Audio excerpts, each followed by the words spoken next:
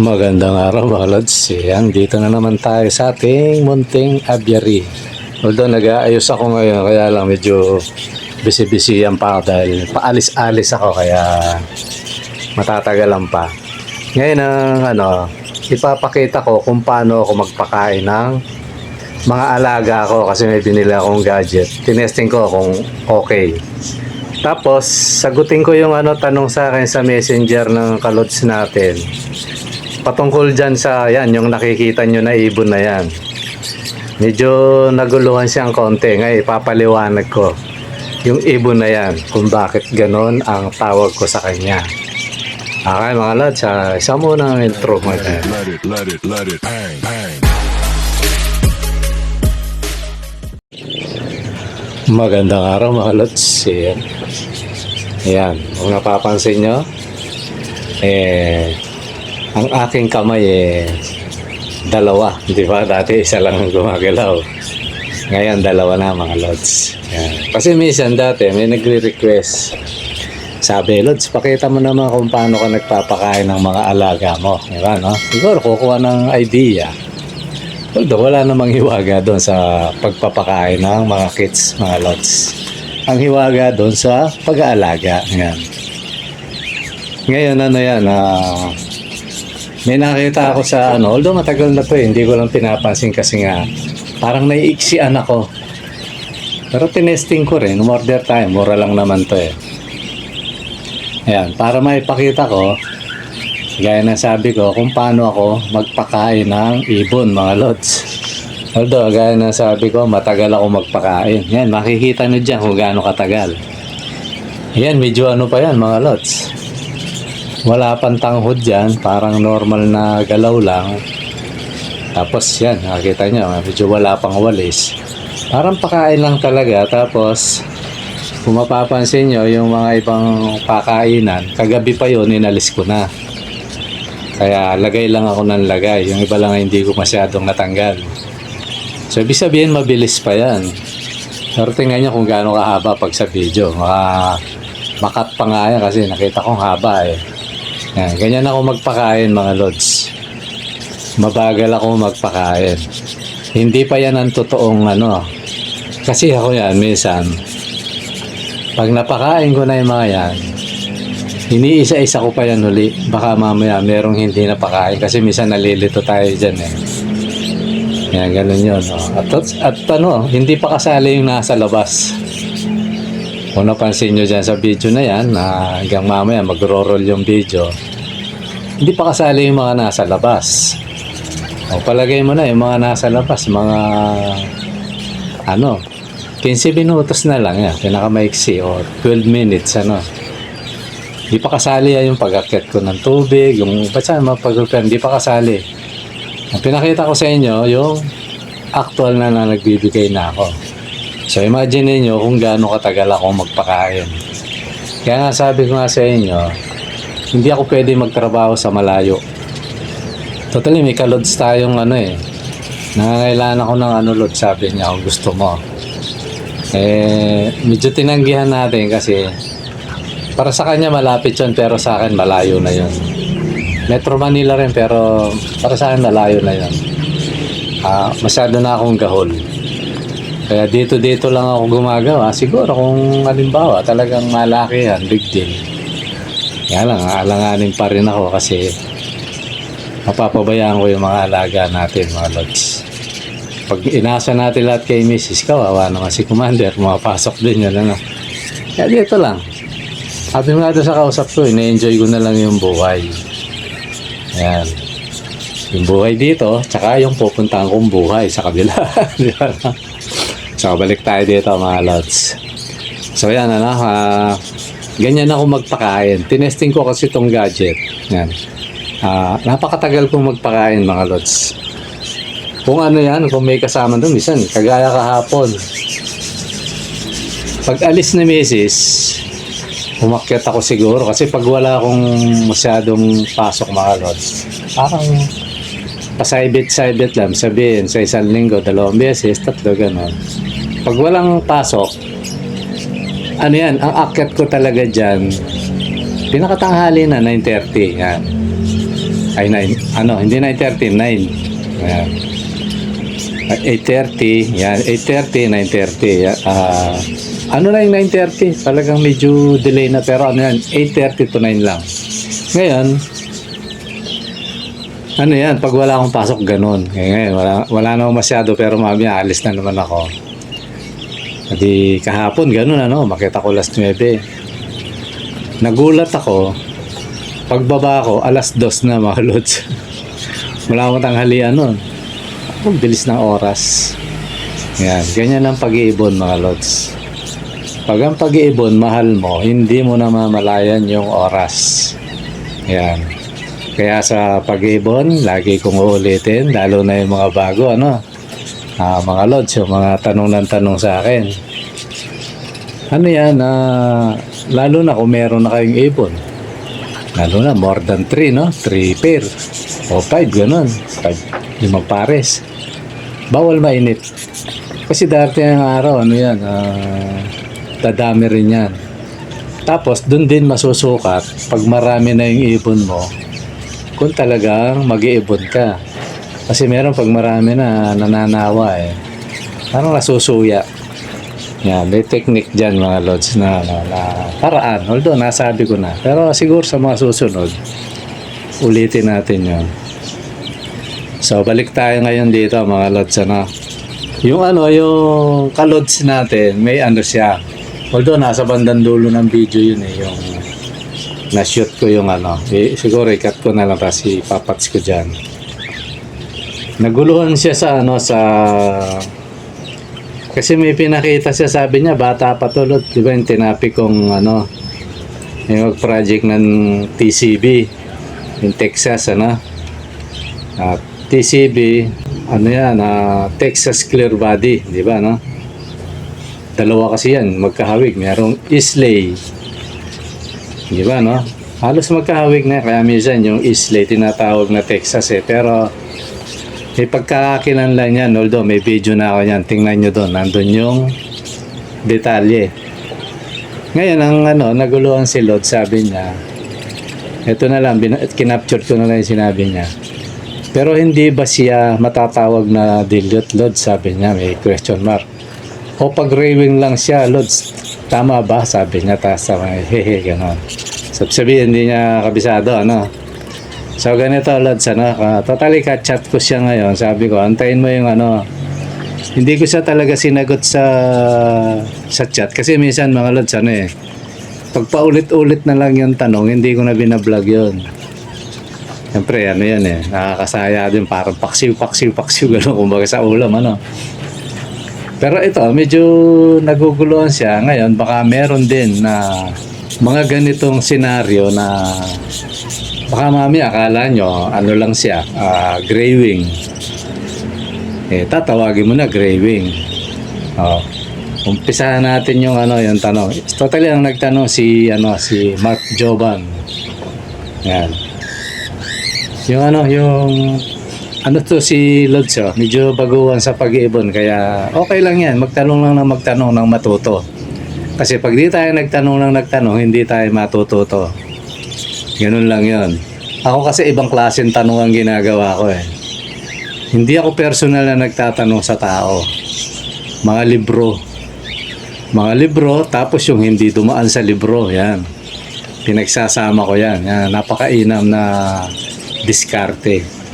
Although, hindi basta-basta ganun lang yun, mga lods. Kailangan may batayan ka. Hindi ka pwede magsalita na walang batayan. Yan. Okay, punta na tayo para hindi tayo magluwat ng mahabang panahon, mga lods. Ngayon yung sinasabi ni Lods, yung ibon na nakuha niya sa akin. Totally, ayoko nga sanang i-out yun. Kasi, para malaman mo, Lods, yung kausap ko, si Mark Joban.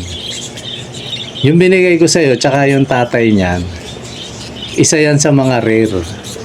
Ayoko lang kasing baka sabihin ng iba. Kasi siyempre, rare yan, pero sabihin ng iba, yung mga veteran, dami niyan Oo, madami siya, pero magtingin ka sa pet market, Lods. Manood ka ng manood sa pet market. Tingnan mo yung ipapakita ko dito, yung ibon ko. tingnan mo kung ano, may kamuka. Napakadalang niya, kaya rare siya. Di ba, no? Hindi naman magiging rare yan kung bawas ang tambak yung katsang kamapunta, meron. So ano yan, rare yan, lalo na yung, ewan ko sana, lumaki din yung sa'yo, no? Yung tatay niya kasi big size. Kung titingnan mo nga, akala mo baji na siya, pero hindi. Anak lang siya ng baji. Rare yun. Totally ako, nag-research nga ako, ang hirap niyang hanapin sa internet eh. Di ba? Kung mag-google ka, hirap niya hanapin. So ngayon, ano yan, ito yung ano niya, yung gray wing. Ito, umpisan ko sa salitang gray wing, ano. Mga lods na, ito, para sa mga UV lang, ano.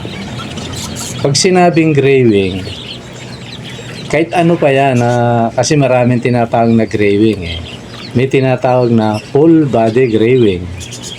Gray wing pa rin ang tawag doon kasi full body nga lang. Di ba, no? Meron naman, kung tawagin nyo na, yan, FBG. Yan. Di ba, no? FBG. Full body gray wing. Yun yun. Kaya may tinatawag FBG kasi kaya tinawag siyang ganon, pinangalanan siyang ganon, hindi pa siya umaabot doon sa dapat niyang puntahan. Kasi meron naman clear wing. Full body clear wing, yan. So, ibig sabihin, dalawang klase rin yun, yung clear wing na yan. Ideal na puro gray siya, wala nang halo. Kaya ang tawag din doon, clear wing. Meron din naman tinatawag na clear wing. Ano ba, puti naman yung pakpak niya, puro puti. Kagaya ng tinapik natin, ano, nung nakaraan. Oh, clear wing din ang tawag doon. Yung isang gray wing na full body gray wing, ang tawag din doon, clear wing. Kaya ano yan, kailangan, ano, madetalye tayo. Kaya napaka-importante na pag mag-iibon ka, matuto ka ng, matuto ka ng mutation, kahit hindi man at least alam mo, mutation, yung bloodline, napaka-importante niyan mga Lods. So, puntahan natin yung, yung tanong ni Lods, sabi niya, gray wing lang. So, ngayon, yan, siguro may papakita ko dyan sa screen, Yung na yan, yung ibon na yan, although, naipakita ko rin sa intro. Bakit, ang sabi ko, dilute siya. So, ganito yon. Yung yung pinanggalingan niya, yung pagkarating sa akin ng ibon, yung pagdating, pagkabili ko dati, noon yan.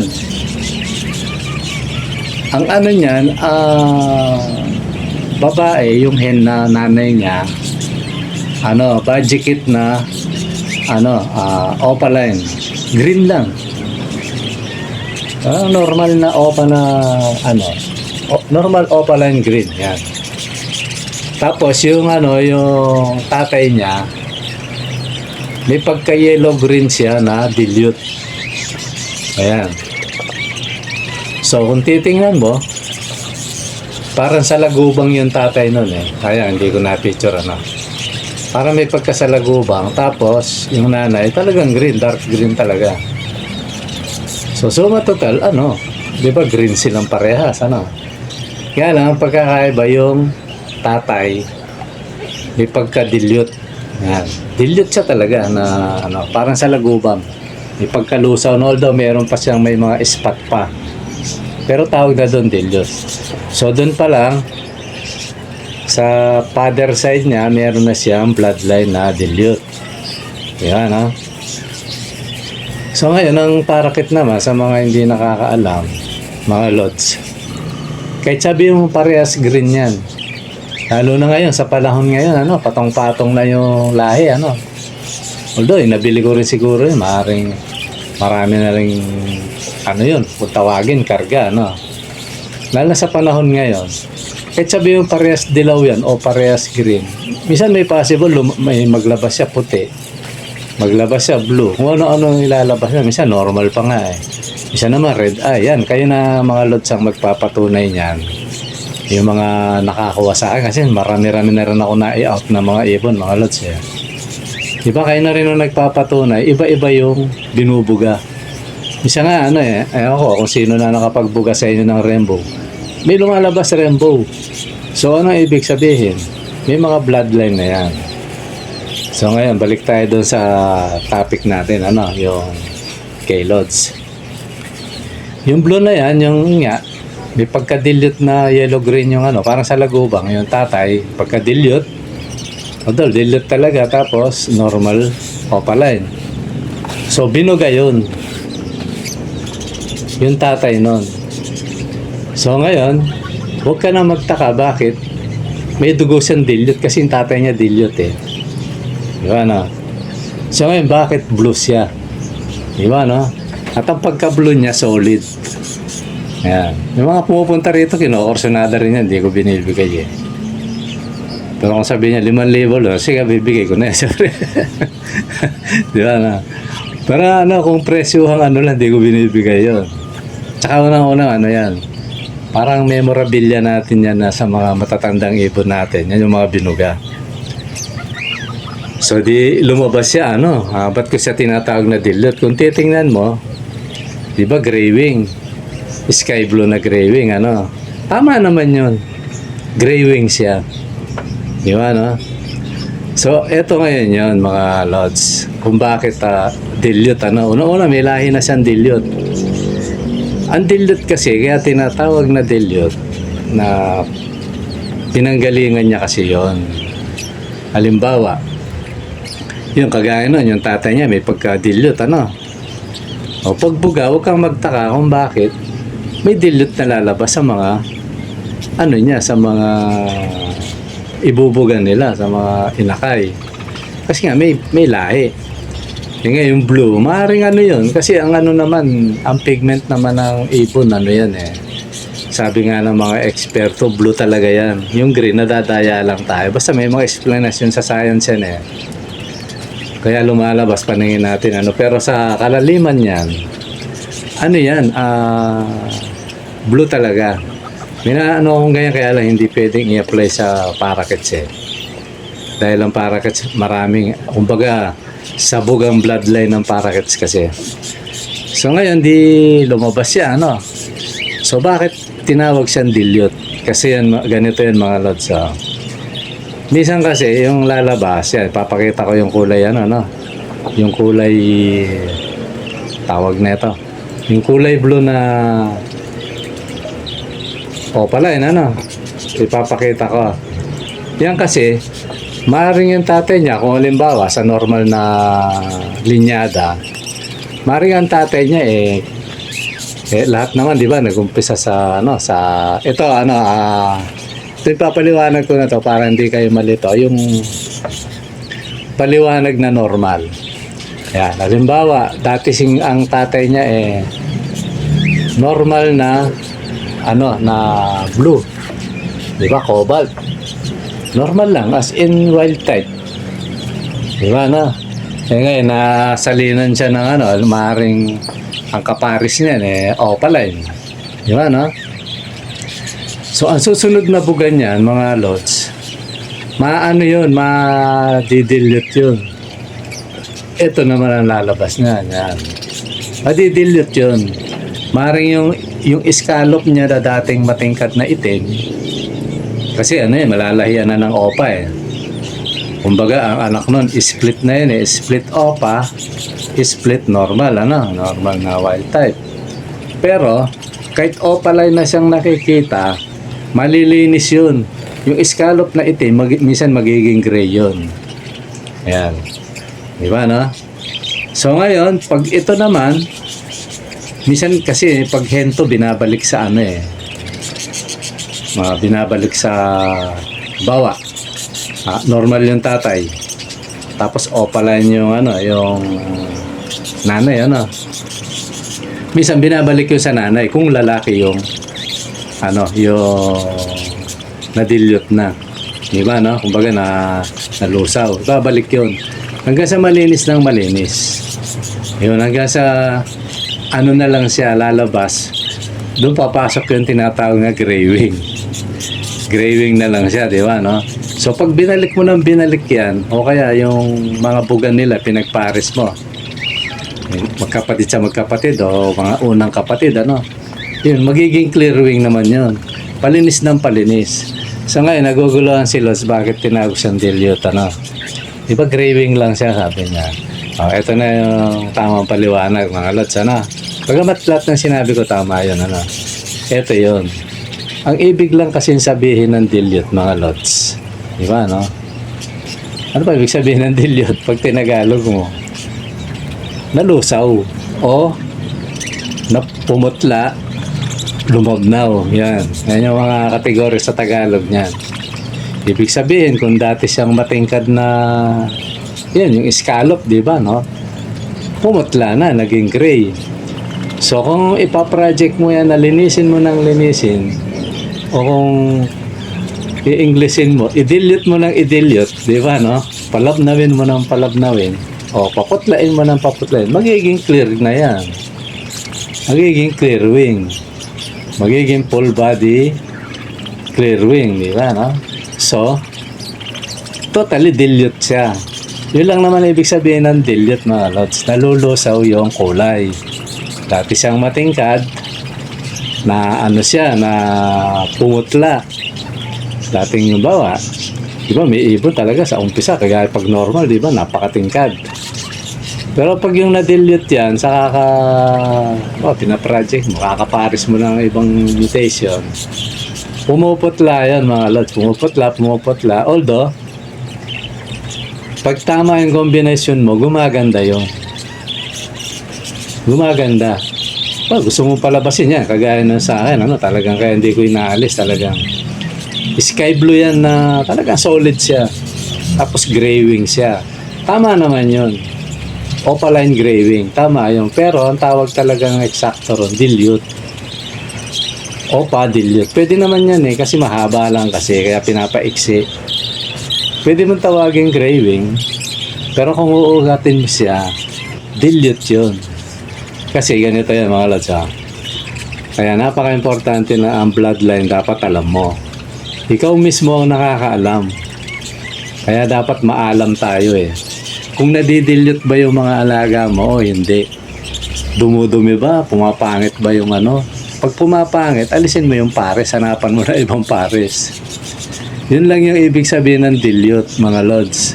Kasi kahit saan naman pwedeng ano. Kasi ganito, ha? Bago ka makagawa ng rainbow, mga Lods, dadaan sa pagkaano yun, madidilute yun. Sabihin, malulusaw yung mga ano, yung mga kulay na gusto mong tanggalin, di ba? Sa pagpa-project ng rainbow, inaalis yung mga scallop na ano, matatapang, kumbaga sa paningin, yung itim.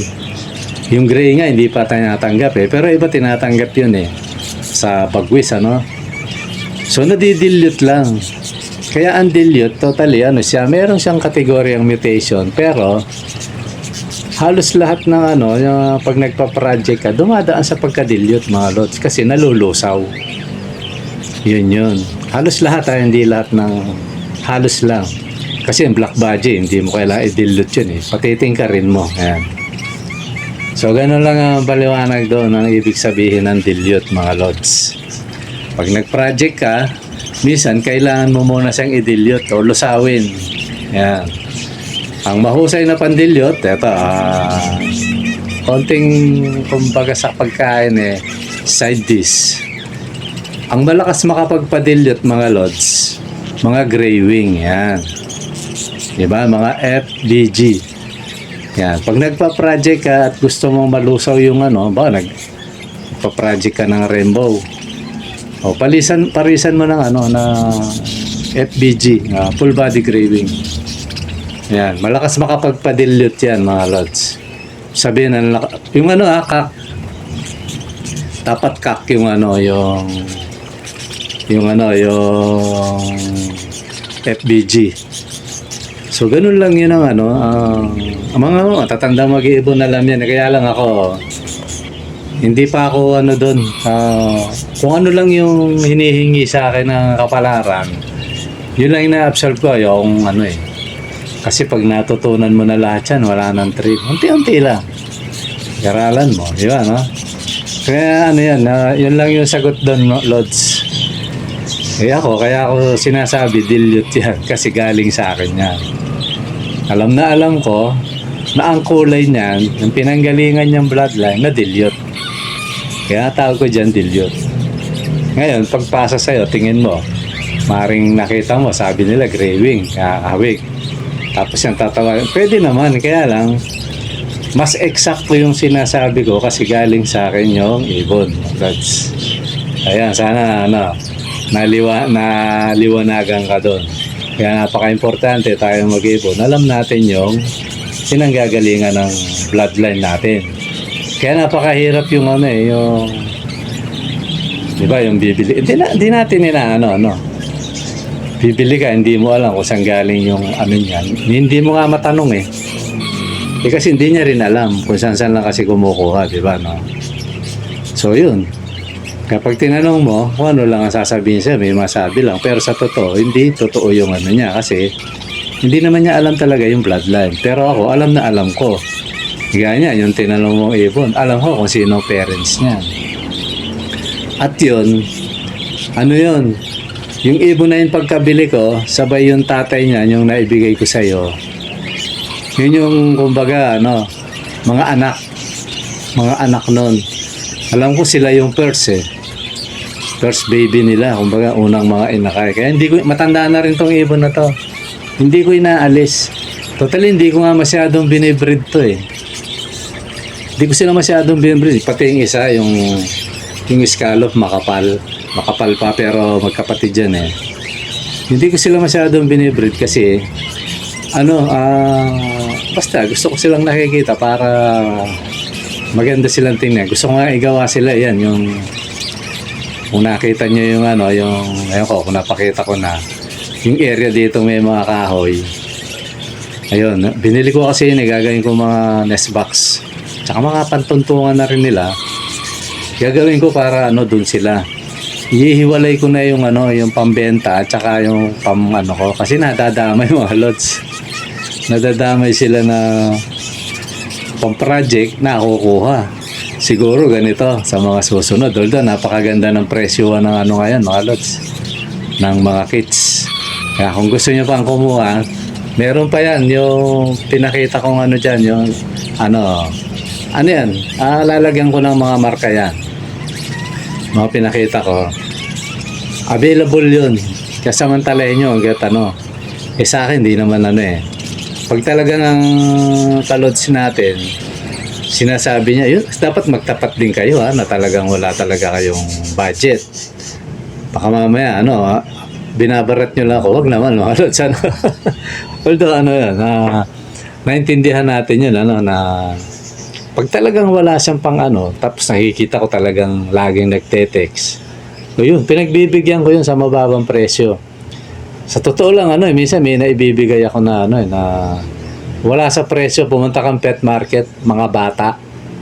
Tapos hindi mo pa alam kung saan galing na ibon, ako kanonood ko lang 800, Bremo. Lutino 800. 800, 700, yan. Mga ino line. Hindi pa hindi pa matanda yun mga lods. Mga bata pa yun. Tapos, mga normal na kits, 500, 600. Pag matured, 700. Di ba? Maganda yung presyohan ngayon, kaya swerte ng mga nakakuha sa akin kasi yung mga presyong pang mataas talaga, naibibigay ko lang ng although naman mga kalods naman natin kaya okay lang yun. O yun, binigyan ko kayong tip na baka may nag-out kayo para kahit pa paano kumita rin kayo. Sa pet market pa lang mga lods, nasa bata pa yun 500, 600 ang presyo. Pag mga ino tsaka mas mataas, mga rainbow na yan, mataas ang niyan, mataas ang price niyan. Ayan, yung ino nga nasa 7 to 800 ang pares. Bata pa yun. Yan pag matanda na. Ayan, para makamamaya napanood nyo lumang video, 375, sayang naman yung nyo mga lods. Para maranasan nyo rin na pag nakabenta kayo, masarap sa pakiramdam. Di ba, no? Although ako, pampatuka lang talaga, kaya mababa akong magpresyo. Di ba? Mababa na, may libre pa. O, di ba? Saan ka pa? Kaya kung yung mga nanonood dito, pag gusto nyo ng tips, halimbawa, kukuha kayo sa iba, di ba, no? Nanonood kayo rito. Hindi dito na kayo kumuha, at least nakakasiguro pa kayo. Ayan, kagaya na nagtatanong ngayon. Alam natin sagutin kasi nagbe-breed talaga tayo ng mga kits na. Although maliit lang, for patoka lang naman. So yun, mga lods, yun lang. At sana nalinawan si Lods doon sa siguro nakagulo ng konti sa kanya. Yan, makakatulong yung video na to sa iyo, Lods. Okay mga Lods, siguro hanggang dito muna at maraming salamat. Bye-bye.